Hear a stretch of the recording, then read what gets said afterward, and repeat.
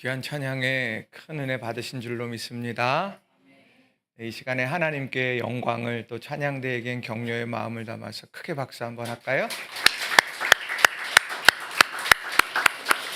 자, 이 시간에 우리 전후좌우에 계신 분들과 함께 우리 축복의 인사하겠습니다. 오늘 추수감사절이에요. 자, 우리 옆 사람하고 인사할 때 하나님께서 지금까지 함께 하셨습니다. 우리 이렇게 한번 인사할까요? 께서 지금까지 함께 하셨습니다.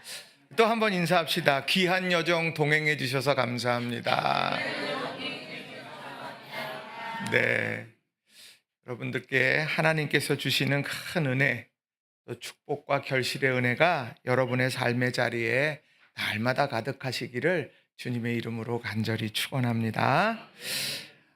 기독교 신앙이 담긴 절기를 지날 때가 되면 그 절기를 담고 있는 상징물 같은 것이 있습니다. 자, 부활절에는 부활절 계란이 있어요. 부활란이 있습니다. 무덤을 깨고 부활하신 생명의 역사를 기억하죠. 성탄절에는 무엇이 있습니까? 크리스마스 트리가 있습니다. 그래서 거기에서 사과를 달기도 하고 촛불을 달기도 하고 장미를 달기도 하면서 그런 갖가지 중요한 의미들을 묵상하곤 합니다. 그럼 여러분 추수감사절 하면 무엇이 생각나십니까?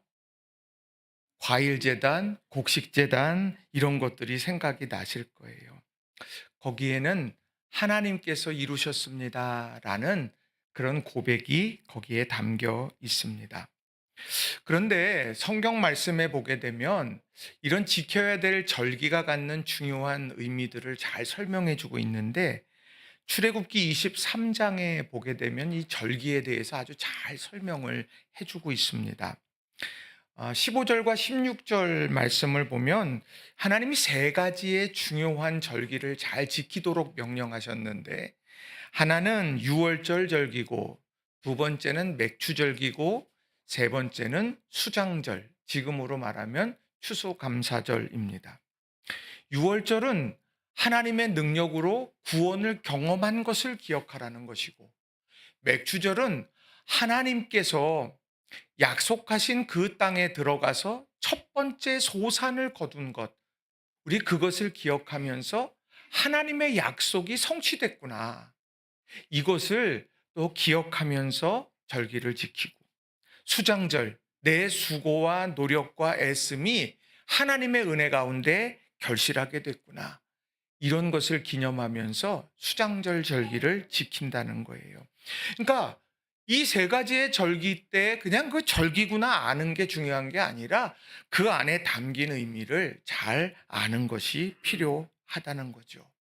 그런데 왜 하나님께서 이런 절기들에 대해서 강조를 하고 계시고 또 우리는 왜 그 절기를 지키고 있는 것일까요?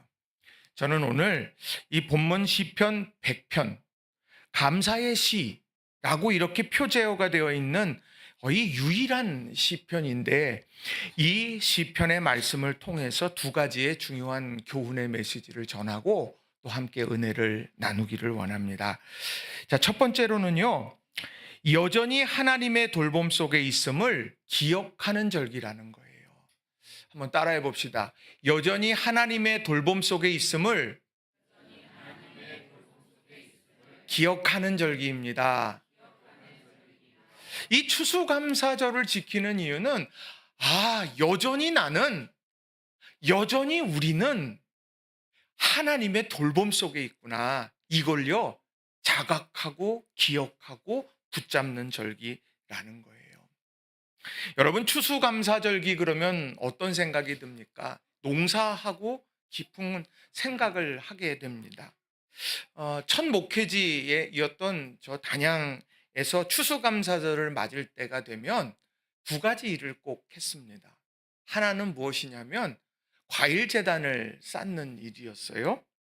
그리고 그 과일 재단을 쌓고 난 다음에 그 호박을 가지고 호박떡을 만들어서 호박떡을 함께 나누고 하는 그런 일들을 같이 했던 적이 있습니다.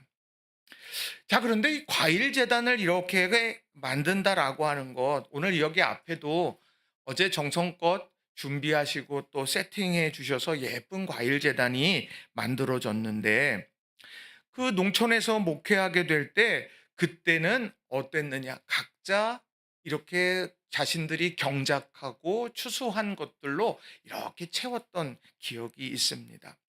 그런데 그것을 하나하나 놓게 되면서 마음에 깊은 감동이 밀려옵니다. 왜 그러냐면 오늘 그 하나하나의 곡식, 수확물에는 자신의 일련의 땀방울과 또 1년 동안 기도했던 것이 거기에 고스란히 담겨 있기 때문이라는 거예요. 새벽부터 밤 늦도록 그렇게 밭에서 열심히 일을 하셨던 권사님들이 생각이 났어요. 그 건강도 좋지 않은 상태였고 무정한 자세로 하루 종일 일을 하다 보면서 얼마나 힘들었을까. 농약을 이렇게 치고 풀도 매주고 그렇게 하면서 정성껏 기르고 수확한 것, 그것으로 하나님 앞에 과일 재단을 이렇게, 곡식 재단을 이렇게 쌓아놔요. 그럼 제가 묻습니다. 권사님 애쓰셨습니다. 집사님 애쓰셨어요. 얼마나 힘드셨어요? 그러면 항상 기쁨으로 그런 얘기를 합니다. 목사님, 내 수고만으로는 못 왔을 거예요. 그런데요, 하나님께서 때에 맞춰서 빛을 주시고 또 때에 맞춰서 비를 주시고 또 때에 맞춰서 이걸 거둘 수 있는 환경을 주셨기 때문에 한 거, 나 그거 많이 체험했어요.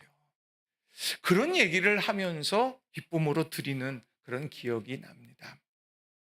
마을의 교회를 안 다니시는 분들도 추수감사절이 되면 자신들이 이렇게 정성껏 가꾼 그런 곡식들을 사택 앞에다가 이렇게 다 갖다가 놓습니다. 그러면 영락 없어요. 얘기를 들어보면, 아유, 우리 마을에 교회가 있어서 기도해 주셔서 우리가 이렇게 추수할 수 있었습니다 하면서 감사한 마음을 전하는 그런 경험들이 이렇게 있습니다. 도시에서만 자랐던 근데 농촌에 가서 목회를 하면서, 이게 단순히 과일 재단을 쌓는다? 추수감사절을 그냥 지킨다? 단순히 그게 아니라 그 안에는 하나님에 대한 감격, 또 하나님에 대한 체험이 고스란히 있구나, 그런 것들을 많이 경험하게 됐어요. 그래서 이 추수감사절에는 어찌 보면 우리가 어떤 것을 추수했느냐라고 하는 것을 주목하는 게 아니라 그 상황 속에서 오늘 나를 돌보아 주시는 하나님께 집중하게 된다는 겁니다. 오늘 본문 시편 100편 3절이 바로 그렇게 고백을 합니다. 우리가 주목해야 될 게 무언가를 정확하게 알려주고 있어요. 우리 같이 한번 읽어보겠습니다. 시편 100편 3절입니다. 여호와가 우리 하나님이신 줄 너희는 알지어다. 그는 우리를 지으시니요 우리는 그의 것이니 그의 백성이요 그의 기르시는 양이로다. 아멘. 여러분은 이 말씀을 읽을 때 어디에 액센트를 두십니까? 저는 이 말씀을 이렇게 읽어가면서 여호와가 우리 하나님이신 줄, 우리 하나님, 그리고 그는 우리를 지으신 분이고 우리는 그의 것이고 그의 백성이고 그의 기르시는 양이다. 오늘 하나님께서 우리를 지으신 것뿐만 아니라 하나님께서는 오늘 우리를 기르시고 계신다. 그걸 추수감사절에 분명하게 알고 고백한다는 거죠. 그걸 한마디로 요약한다라고 하면 그건 하나님께서 우리를 돌보고 계신다. 이걸 우리는 마음에 깊이 새겨야 한다는 거예요. 근데 그게 자꾸 잊혀지지 않습니까? 내가 하나님의 돌봄 가운데 있어요. 그렇지만 그걸 자꾸 잊어버려요. 바빠서 잊어버리기도 하고, 상처받아서 잊어버리기도 하고, 속상해서 잊어버리기도 하고, 무감각해져서 잊어버리기도 하고, 우린 그걸 잊어버린다는 거죠. 그런데 오늘 이 추수감사절에 하나님 앞으로 나오면서 그걸 다시 한번 상기하게 된다는 거예요. 사실 이스라엘 민족은 참 연약한 민족이었습니다. 하나님의 은혜로요 출애굽의 역사를 경험했어요. 10가지의 이적을 경험했습니다. 얼마나 부러운지 몰라요. 야, 이걸 직접 체험하다니, 이런 놀라운 것을 보게 되다니, 홍해가 갈라지고 홍해를 마른 땅으로 이렇게 밟고 건너가는 것 그걸 직접 경험한 사람들이 이스라엘 민족이에요. 그리고 그들이 애굽 병거들이 수장되는 것도 그걸 다 지켜본 사람들입니다. 다 모든 것을 다 보았어요. 근데 그것을 현장에서 두 눈으로 목도했지만 약속의 땅으로 향하여서 가는 여정의 그의 모습을 보면 그걸 정말 본 사람들일까? 그렇게 의구심이 들 정도의 모습들, 반응들을 보여줍니다. 사실은요, 약속의 땅으로 가는 광야의 여정이라고 하는 것, 이제 그 여정을 지나면 약속의 땅으로 들어가는 거예요. 지금까지 보여주신 것이 있고 이 과정을 지나가기만 하면은 약속의 땅으로 가게 되는데, 그럼 설레일 것 같아요. 어제보다 오늘 더 가까이 가는 거고 오늘보다 내일 더 약속의 땅으로 더 한 걸음씩 가게 되는 것인데, 그런데 이스라엘 민족들은 그 광야길에서 원망과 불평으로 일관했다는 거예요. 주님을 향한 시선을 놓쳐버리니까 원망과 불평으로 그의 삶의 자리가 다 채워졌어요.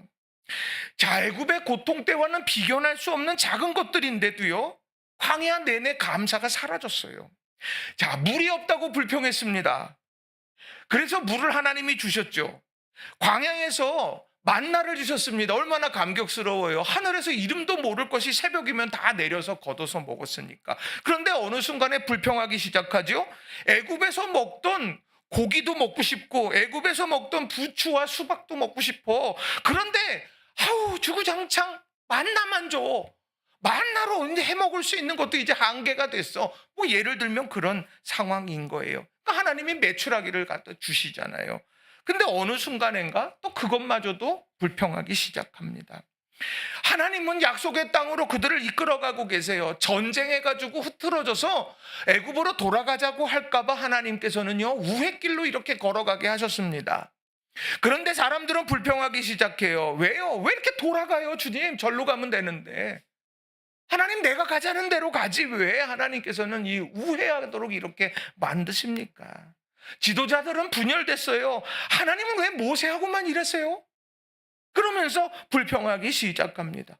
모세가 하나님께서 하나님의 백성에게 주실 그런 계명을 받으려고 시내산에 올라갔는데 왜 이렇게 늦게 내려오냐고 불평불만이 쌓이더니 결국에는 금송아지 만들어서 우상을 숭배하기도 합니다. 그런데요, 중요한 건 뭐냐? 이 모든 과정, 모든 것이 이루어질 때 눈을 들어 하늘을 보면 구름기둥과 불기둥이 있었노라고 성경은 말하고 있다는 거예요. 여전히 구름기둥과 불기둥 아래에 있는데 눈을 들어 그것을 볼 수 있고 보아야만 하는데 그걸 놓치고 오늘 내 삶의 사소한 것 하나하나 여기서 원망과 불평이 막 터져 나오더라는 거예요. 그러면서 광야길을 걸어갔던 겁니다.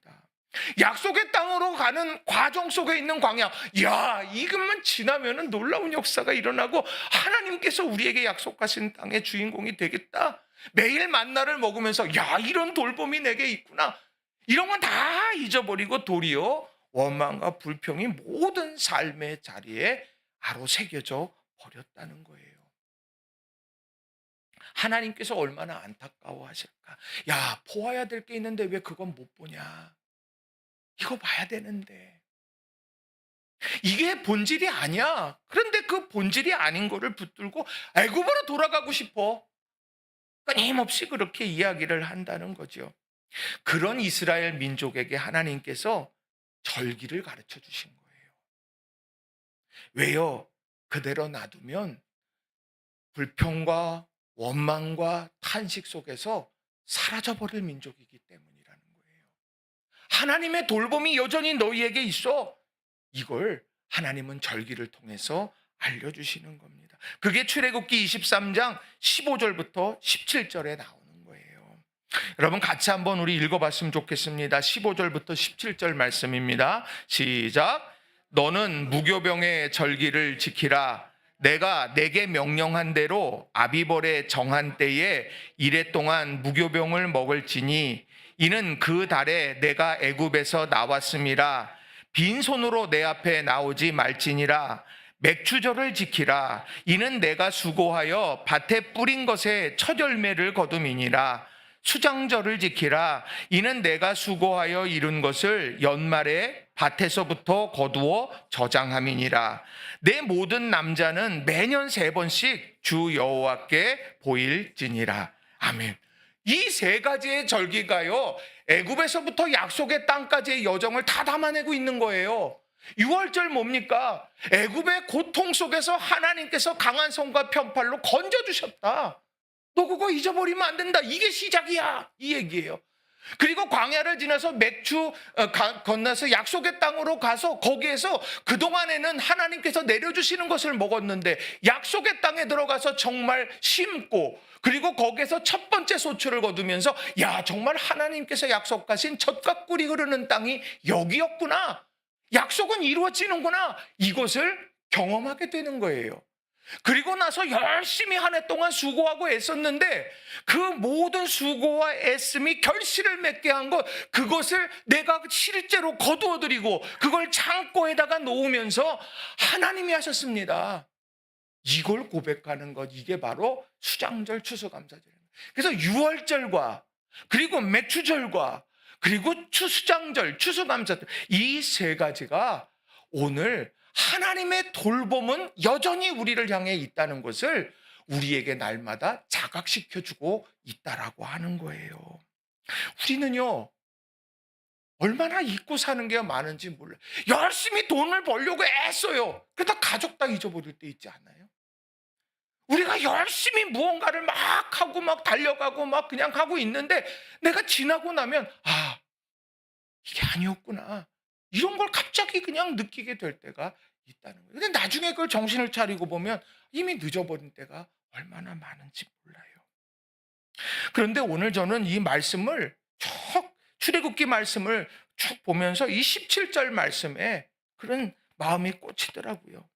자, 이 출애굽기 23장 17절에 보면 이렇습니다. 내 모든 남자는 매년 3번씩 주 여호와께 보일지니라. 하나님께서 야, 3번 이 절기를 반드시 지키는데 주 여호와께 너 얼굴을 보여, 이렇게 지금 이야기를 하고 있는 겁니다. 여러분, 지금은 무슨 일이 있으면 월차 내면 돼요. 그래요, 안 그래요?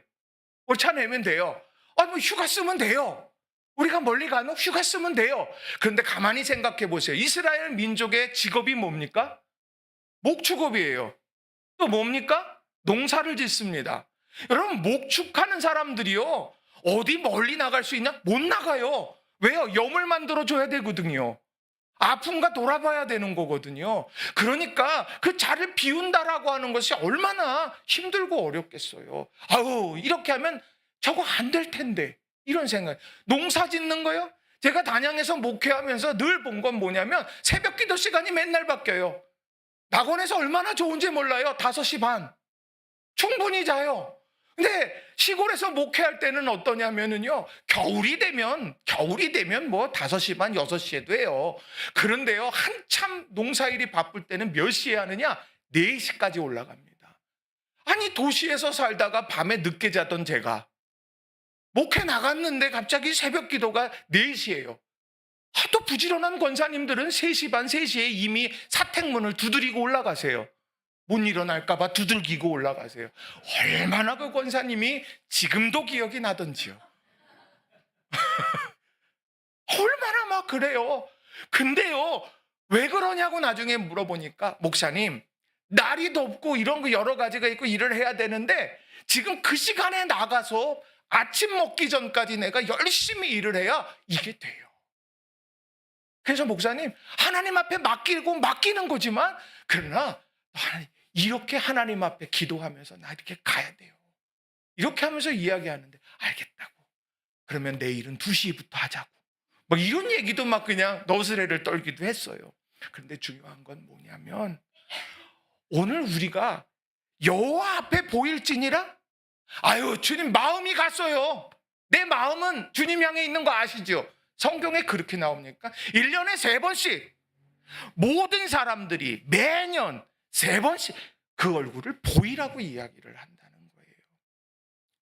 오늘 그건 우리들의 실질적인 행위를 하나님이 원하신다는 거예요. 바라겐 우리 모든 성도님들 한 분 한 분이 주님 앞에, 이 절기에 주님 앞에 딱 서고, 주님께서 우리에게 여전히 내가 너를 돌보고 있다. 지금 내 삶의 상황을 보면 원망할 조건이 충분해. 지금 내 삶에 보면 불평할 만한 것이 충분해.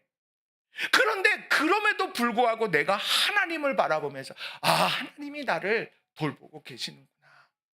이걸 다시 한번 자각하고 믿음의 길을 걷는 저와 여러분이 다 되시기를 주님의 이름으로 간절히 축원합니다. 그러고 보니까 예수님께서요, 마태복음에서 산상수훈에서 이런 말씀을 하셨어요. 마태복음 6장 30절부터 32절의 말씀인데 거기 이렇게 예수님이 말씀을 하셨습니다. 제가 좀 읽어드릴게요. 오늘 있다가 내일 아궁이에 던져지는 들풀도 하나님이 이렇게 입히시거든 하물며 너희일까 보냐. 믿음이 작은 자들아, 그러므로 염려하여 이르기를 무엇을 먹을까 무엇을 마실까 무엇을 입을까 하지 말라. 이는 다 이방인들이 구하는 것이라. 너희 하늘 아버지께서 이 모든 것이 너희에게 있어야 할 줄을 아시느니라. 염려라고 하는 게 우리에게 너무 가까이 있어요. 저 염려 안 할 것 같으세요? 생각이 많은 사람이에요. 염려가 막 밀려올 때 두려움? 여러분 두려움 없으세요?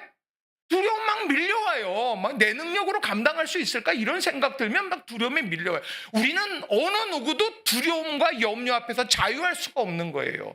그런데 중요한 건 그 염려를 안고 사는 사람과 그 염려를 맡기는 사람이 있다는 거죠. 오늘 예수님께서는요, 다른 말씀을 하지 않았어요. 염려 때문에 불평하고 염려 때문에 정말 두려워하고 염려 때문에 탄식하고 그러지 말아라. 하물며 신앙, 하늘의 새를 봐. 그들을 하나님께서 지키시고 돌보신다. 오늘 피었다가 내일 아궁이에 던져지는 들풀도 하나님이 이렇게 입히신다. 그런데 하물며 하나님의 자녀인 너희들일까 보냐. 이 얘기의 중심은 뭐에 있어요? 고민하고 있어, 염려하고 있어도 너희는 하나님의 돌보심 가운데 있는 거다. 두려움이 있어도 너희는 하나님의 돌보심 가운데 있는 거야. 너 이거 잊어버리면 안 된다. 지금 산 위에 올라서 예수님의 말씀을 들으려는 많은 사람들에게 이야기한 거예요. 삶의 문제 때문에 주님 앞에 달려 나왔는데 그들에게 말하는 거예요. 왜 삶의 문제가 이렇게 많아요? 왜 이런 힘겨움이 있어요? 그것보다 더 중요한 건 그것을 해결하시고 알고 계시고 해결해 주실 하나님, 그 하나님이 너희와 함께하고 있다. 이것을 가르쳐주고 있다는 거예요. 예수님께서 이 땅에 오셨을 때도 수태고지에 뭐라고 말을 합니까? 임마누엘, 하나님이 너희와 함께 하신다. 오늘 이걸 다시 한번 자각해가는 저와 여러분이 다 되시기를 주님의 이름으로 축원합니다.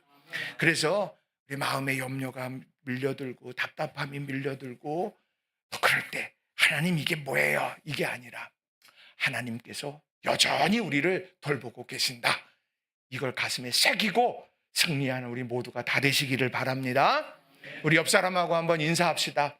하나님께서 여전히 당신을 돌보고 계십니다. 우리 축복하면서 인사합시다. 이거 잊어버리면 안 돼요. 아셨죠? 두 번째로 감사를 통해 은총의 문을 열어가는 절기라는 거예요. 한번 따라해 봅시다. 감사를 통해 은총의 문을 열어가는 절기입니다. 감사는요, 그걸 통해 은혜의 문, 은총의 문을 열어가는 거예요. 1998년 1월호 리더스 다이제스트에 이런 글이 실린 적이 있답니다. 예화를 찾다 보니까 이런 얘기가 있어요. 얼마나 웃었는지 몰라요. 내용이 이래요. 한 이발사가 정성껏 이발을 끝내자 목사님은 감사하다며 이발비가 얼마냐고 물었습니다. 이발사는 목사님, 저는 하나님을 위해 봉사했다고 생각합니다. 목사님에게 돈을 받을 수 없습니다. 하면서 돈을 받으려 하지 않았습니다. 목사님은 하는 수 없이 그냥 돌아갔습니다.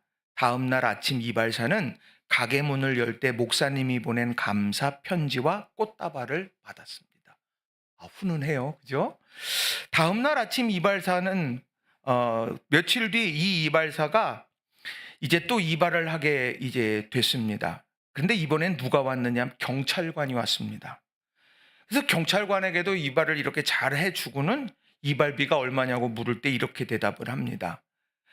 경관님, 저는 지역사회를 위해 봉사했다고 생각합니다. 경관님에게는 돈을 받을 수 없습니다. 경찰도 그냥 갔어요. 다음날 아침 이발사는 경찰이 보낸 감사 편지와 도너츠를 받았습니다. 훈훈해요. 며칠 뒤 이번에는요 상원 의원 한 명이 찾아와서 이발을 합니다. 이 이발사가 이발을 끝내고 난 다음에 상원 의원에게 이렇게 말합니다. 이발비는 받지 않겠습니다. 저는 국가를 위해 봉사했다고 생각합니다. 이렇게 하고 말했어요. 상원 의원이 그냥 갔겠죠? 그냥 갔어요. 근데 다음날 아침에 이발사가 깜짝 놀랐습니다. 왜 놀랐을까요? 거기에는 여러 명의 상원 의원이 머리를 깎으려고 줄을 서 있었기 때문입니다. 이게 이기적인 정치인들에 대해서 비꼬는 그런 이야기예요. 근데 여기를 가만히 보면은요, 감사를 아는 사람과 감사를 잊어버린 사람이 있더라는 거예요. 이 감사라고 하는 것 우리들에게 있어서 정말 중요합니다. 제가 가만히 상상해 봤어요. 그 목사님이 다음에 그 이발소에 또 갔을 때 둘이 조우했을 때 얼마나 행복했을까. 감사가 밀려 들어오고 은혜가 밀려 들고. 근데 상원의원이 똑똑하고 또 들어왔어요. 그러면 왜 우리 이발소야? 나름 여러 생각이 들 수도 있겠죠. 근데 중요한 건 우리가 신앙생활을 해가면서 필요한 건 감사라고 하는 거예요. 자, 그런데 우리가 감사 그러면 어떤 생각이 드냐면 자발적인 마음을 가지고 감사하는 게 참 중요해. 그러니까 그런 마음이 들 때 나는 감사할 거야. 우리 이렇게 생각하기도 합니다. 그러다 보면 명령적 감사, 무슨 규율적 감사, 여러 가지 표현으로 할 수 있겠지만 감사하라라고 얘기하면 마음에 불편함이 생겨나게 됩니다. 근데 가만히 보세요. 자발적인 감사의 마음이 들 때 하겠다고 하는 사람치고 감사를 표현하며 살아가고 있는가 돌아보게 되면 그게 잘 안 되더라고요. 그래서 가만히 보면 아이들에게 이웃집에서 뭘 이렇게 예를 들면 음식을 가져다 줬다 그러면 너 인사해야지. 그렇게 하고 그 아이에게 또 무언가를 이렇게 들려보내서 자, 가서 전해드려 고맙습니다 하고 그런 것들을 보고 나면서 아이들이 이렇게 하는 거구나 이걸 알게 된다는 거예요. 그러고 보면 감사는요 이 본성적인 그런 표현은 아니라고 하는 거죠. 어떤 사람에게 감사의 말을 하든 어떤 이들에게 감사에 대한 어떤 그런 보답을 하든 아니면 감사에 대해서 기도를 하든 우리가 어떤 방식이 되어졌든지 간에 감사라고 하는 것은 우리들에게 있어서 중요한 모습이라는 거예요. 왜냐하면 그 감사는 오늘 은총의 문을 열어가기 때문이라는 거죠. 성경에도요 얼마나 단호하게 그런 이야기를 하는지 모릅니다. 골로새서 3장 15절 말씀 우리 같이 한번 읽어보겠습니다. 그리스도의 평강이 너희 마음을 주장하게 하라. 너희는 평강을 위하여 한 몸으로 부르심을 받았나니 너희는 또한 감사하는 자가 되라. 그러니까 감사하는 자가 되면 좋겠다가 아니에요. 감사하는 자가 되라고 말을 해요. 또 데살로니가전서 5장 18절 범사에 감사하라. 이것이 그리스도 예수 안에서 너희를 향하신 하나님의 뜻이니라. 오죽 감사를 안 하면 하나님의 뜻이라고 이야기를 이렇게까지 하겠어요. 근데 그게 실제로 하나님의 뜻이라는 거예요. 왜요? 은총을 부어주려고. 자, 오늘 본문도 이렇습니다. 하나님 앞으로 나아갈 때 의지적인 감사라고 말해요. 자, 시편 100편 4절 5절 세 번역으로 제가 읽어드립니다. 감사의 노래를 드리며 그 성문으로 들어가거라. 찬양의 노래를 부르며 그 뜰 안으로 들어가거라. 감사의 노래를 드리며 그 이름을 찬양하여라. 주님은 선하시며 그의 인자하심 영원하다. 그의 성실하심 대대에 미친다. 감사의 노래를 들으라 이렇게 이야기를 하고 있다는 겁니다. 여러분, 오늘 우리가 잃어버리는 것이 여러 가지가 있을 수 있어요. 그런데 감사를 잃어버리면 안 돼요. 여기에요 원망이 쌓이고 원망과 탄식과 슬픔과 애통 이런 것을 계속 차곡차곡 쌓아가게 되면 어느 순간에요 우리의 눈이 어두워진다는 걸 여러분 아셔야 됩니다. 내가요 기회가 오든 아니면 내게 하나님께서 은총의 때를 내게 주셔도요 내 마음속에 감사가 사라져버리고 그 다른 것들만 채워지게 되면 어느 순간인가 그 기회가 와도 보지를 못합니다. 그 기회조차도 원망의 눈으로 보게 될 때가 많다라고 하는 거예요. 말씀을 준비하면서 다니엘을 떠올렸습니다. 다니엘이요, 이제 그 왕이 조서의 어인을 찍어가지고 이제 그 다른 신에게 기도하거나 절을 하게 되면 사자의 밥이 되는 그런 이제 그런 명령을 내리지 않습니까?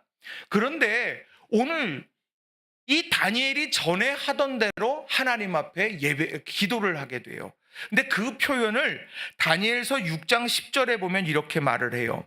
다니엘이 이 조서에 왕의 도장이 찍힌 것을 알고도 자기 집에 돌아가서는 윗방에 올라가 예루살렘으로 향한 창문을 열고 전에 하던 대로 하루 3번씩 무릎을 꿇고 기도하며 그의 하나님께 감사하였더라. 감사할 내용입니까? 내가 포로로 끌려온 거 내 잘못이에요? 조상 탓이죠. 그리고 와가지고 거기서 믿음을 지키려고 최선의 노력을 다했는데 이제 조금 총리가 되어져서 지금 조금 좀 살만하고 이제 조금 좀 편안해질 법한 했는데 이 위기 앞에서 하나님께서 나를 오늘 시험에도 넘어지게 하시는 건 아닌가, 원망스러울 수 있는 것 아니겠어요? 그런데 하나님께 감사하더라는 거예요. 도대체 뭐가 감사할까요? 지금까지 함께 하신 것도 감사할 거고, 그 하나님께서 나를 오늘 지키실 것을 믿기에 감사할 것이고, 그리고 내 미래도 책임져 주실 것을 믿기에 감사하지 않았냐고요. 오늘 우리가요, 믿음 안에서 이 다니엘의 감사의 기도가 우리에게 필요하더라는 거죠. 그러려면 기억해야 되는 게 있어요. 감사는요, 어떤 일 때문이 아니라 존재 때문에 감사해야 될 필요가 있다는 거예요. 목회를 하면서 만나는 신앙의 어른들이 있어요. 은퇴 후에 시간이 많이 흐르기 때문에 육신이 점점 쇠약해지시는 모습을 이렇게 보게 됩니다. 또렷한 음성, 예전에는 멀리서도 다 들을 수 있었는데 이제는 귀를 쫑긋 세워야만 들을 수가 있어요. 곁에서 부축해드리고 함께 걸어야 할 때도 있습니다. 그런데요, 감사해요. 왜요? 내 곁에 계셔 주셔서. 감사는 그런 것 같아요. 얼마 전에 인천에 계신 어머니에게 전화를 드렸어요. 어머님 편안히 지내세요? 웬일이냐 전화를 하고. 부끄럽지만 웬일이냐 전화를 하고. 그래서 어머님, 네, 그냥 어머님 잘 계시나 전화드렸어요. 어머님 뭐 하세요? 그랬더니 어머님이 그래요. 만두소를 만들고 있어? 그러는 거예요. 왜요? 그랬더니 우리 손녀딸들 오면 주려고. 저는요, 오면 줄게. 예를 들면 그런 얘기 이렇게 들어요. 얼마나 감사한지. 그런데 그런 생각이 문득 들어요. 10년이 지나고 20년이 지나도 어머니가 할 수 있을까? 못 하실 거예요. 육신에 점점 쇠잔해지실 테니까. 그런데 바람이 있어요.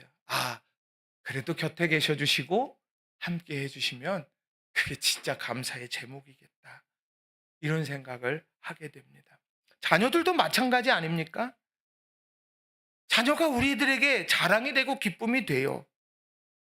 그런데 그 자녀들이 잘 나가기 때문에 우리의 자랑이고 기쁨이고 감사해요? 아니에요. 오늘 내 가족으로, 내 혈육으로 함께하고 있기 때문에 그게 내게 있어서 감사의 제목이 되더라는 거죠. 오늘 이 감사에 대해서 다시 한번 생각했으면 좋겠어요. 존재에 대한 감사. 어저께 이제 교회 여러 가지 일들을 이렇게 쭉 이제 하는데 여성교회 회원분들 오셔서 하고 또 우리 청소년들, 청년들 또 예배드리러 이렇게 오고 막 그랬는데 어저께 성가대에서 제일 예쁜 혜빈이가 있어요. 혜빈이가 다 와가지고 이렇게 그 프로그래밍 같은 걸 막 해요. 제가 이따가 야, 너 대단하다. 너 어떻게 이렇게 하냐? 그랬더니 그래서 목사님 이거 프로그래밍가 네. 그래서 제가 옆에 혜인이도 옆에 이렇게 쳐다보고 있길래 혜인아, 언니가 누를 때 너도 아무 버튼이나 눌러봐. 이건 뭐야? 그리고 막 눌러봐. 그랬더니 화들짝 우리 혜빈이가 막 이제 놀랐어요. 근데 그때 이제 신집사님이 쭉 계셔갖고 제가 그랬어요. 집사님 어떻게 저렇게 이쁜 딸을 두셨어요?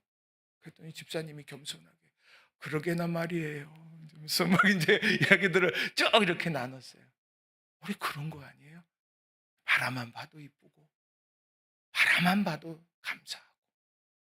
여러분, 이 추수감사절에요, 하나님이 우리에게 가족을 이렇게 주셨고 하나님이 우리들에게 일터를 주셨고 하나님께서 우리들에게 주님을 허락해 주셨다.